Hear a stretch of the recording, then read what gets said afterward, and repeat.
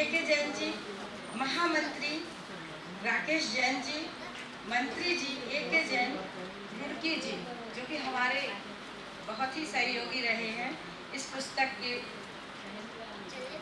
सह मंत्री A.K. Jain BHU, जो कि आज का कार्यक्रम का सफल संचालक कर रहे हैं और हमारे बहुत बड़े प्रोफेसर भी हैं। श्रीमान फूलचंद शास्त्री प्रेम जी का तो मैं कुछ कह ही नहीं सकती हूँ, इनके तो अनंत अनंत गुणगान हैं। और साथ ही मिसेस प्रेमी जी को मैं आप सभी का सदन में और मंच पर विराजमान सभी का और सदन में विराजमान आप सभी का को हार्दिक वंदन करती हूँ, आप सभी का हार्दिक अभिनंदन करती हूँ। तो सर्वप्रथम आज हमारे सामने वर्णी जी के बाजू में जो चित्र लगा हुआ है, इस संस्था के जो कि संस्थापक रहे हैं हमारे परम पूज्य श्रद्धेय स्वर्गीय सिद्धांताचार्य फूलचंद शास्त्री जी, जो कि जैन जगत के माने हुए अद्भुत व्यक्तित्व के धनी थे। जय धवला, धवल महाबंध जैसे महान ग्रंथों का संपादन करके उनको प्रकाश में लाने का श्रेय हम जैन समाज में उन्हीं को जाता है।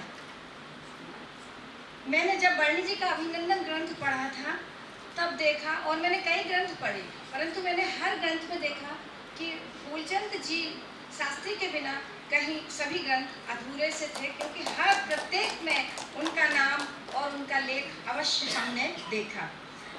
वो वर्णी जी के इतने क्लोज थे कि उन्होंने कहा कि उन्होंने एक जगह लिखा है कि वर्णी जी मेरे जीवन के निर्माता थे, यानी कि उन्होंने वर्णी जी को अपने जीवन का निर्माता समझा। तो मैं ऐसे शास्त्री जी को सच्ची श्रद्धांजलि अर्पित करती हूँ। और मैं अपने विषय पर आती हूँ कि बड़ी ही प्रसन्नता का विषय है आज कि पूज्य गणेश प्रसाद वर्णी जी की 150वीं जयंती समारोह हम लोग मनाने जा रहे हैं। और यह मेरा सौभाग्य है कि इसी वर्ष पूज्य गणेश प्रसाद वर्णी, जो कि मुनि गणेश कीर्ति महाराज की के नाम से भी जाने गए, उनकी जयंती के अवसर पर मैं उनकी जीवनी पर आधारित शीर्षक सितारा शिखर का नाटक की पुस्तक प्रस्तुत करने जा रही हूँ। मैंने पहले 15 वर्ष पूर्व वर्णी जी के शिक्षा के योगदान पर शोध कार्य किया था और उनके द्वारा स्थापित लगभग 48 संस्थाएं विजिट की थी, जो कि पूरे भारतवर्ष में उनकी फैली हुई हैं। हमारे शिक्षा शास्त्र में चूँकि PhD में डाटा कलेक्ट करना पड़ता और स्टैटिक्स का भी उपयोग करना पड़ता था, तो मैंने उन पर एक प्रश्न पत्र तैयार किया था वर्णी जी पर, और जो सभी संस्थाओं के प्राचार्य के लिखित में मैंने आंसर मंगाए थे, कुछ उसमें क्वेश्चनायर बनाया था। मेरे द्वारा वह पुस्तक प्रकाशित हो चुकी है और पूरे भारतवर्ष के अनेक विद्वानों ने इस पुस्तक की भूरी प्रशंसा की, जिसमें उपलब्ध सामग्री से वह सभी बहुत लाभान्वित भी हुए। मैं अनेक महापुरुषों दार्शनिकों की जीवनी पर आधारित नाटक देखती थी, मेरा बड़ा शौक रहा। उसी समय से मेरे मन में विचार आता था कि मैं वर्णी जी जैसे महापुरुष संत पर भी ऐसा कुछ लिख सकूं।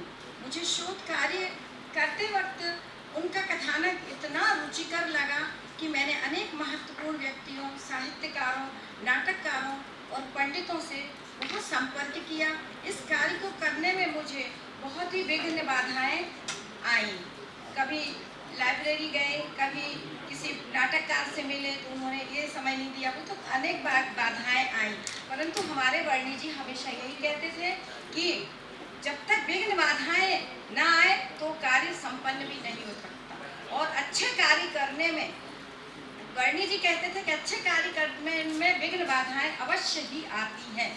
और वो कहते थे कि अपना काम खुद करो, दूसरे कुछ बोल रहे हैं, पहले वो अपना लोटा छानो फिर दूसरों का देखो। उन्होंने बहुत अच्छी बातें, जो कि आप लोगों ने पढ़ा होगा, परंतु मुझे ईश्वर और पूज्य वर्णी जी का पूर्ण आशीर्वाद प्राप्त हुआ और मैंने हिम्मत नहीं हारी, आगे बढ़ती गई। क्योंकि जब मैंने हिंदी में MA किया था तब मेरा विषय कहानी था, तब मुझे नाटक में कोई ज़्यादा रुचि नहीं आती थी। तो परंतु मुझे चूंकि ये नाटक लिखने का जब मेरे मन में विचार आया तो मैंने कई पुस्तकालयों में जाकर नाटक की पुस्तकों का अध्ययन किया। अनेक विषयों पर लिखित नाटकों का मैंने देखे। कई नाटक पढ़कर मुझे ऐसा लगा कि वर्णी जी ने आत्मकथा लिखकर समाज पर महान उपकार किया है। इसमें उन्होंने तटस्थ होकर अपने गुण अवगुणों को प्रकाशित किया है। इससे उनके निश्चल सारल्य का परिचय मिलता है। उनकी कथा पढ़ने पर किन्हीं किन्हीं प्रसंगों पर तो बहुत ही रोमांच हो जाता है। साधारण जिंदगी के असाधारण चमत्कार अपनी ओर अचानक ही आकर्षित करने लगते हैं। उनका जीवन चरित्र संघर्षमय मानव जीवन को उनका जीवन चरित्र जो संघर्षमय मानव जीवन को यथार्थ झांकी प्रस्तुत कर संसार की क्षणभंगुरता का पूर्ण दिग्दर्शन कराता है। वह सभी मैंने इस नाटक में समाहित किया है। जब दृश्य श्रव्य प्रसंग रंगमंच पर आकर दर्शनीय बन जाता है तो उसमें आनंद की एक विशेष अनुभूति होती है। आप लोग ऐसे कोई अछूते नहीं होंगे जिन्होंने नाटक नहीं देखा हो, तो वो वास्तव में बहुत ही एक विशेष अनुभूति होती है। इस नाटक में मैंने भी वर्णी जी की आत्मकथा की कथावस्तु, इनके पात्र, संवादों को सुरक्षित रखते हुए मनोवैज्ञानिक चरित्र चित्रण की कहानी को बड़ी ही कुशलता, कलात्मकता और सफलतापूर्वक लिखने का प्रयास किया है।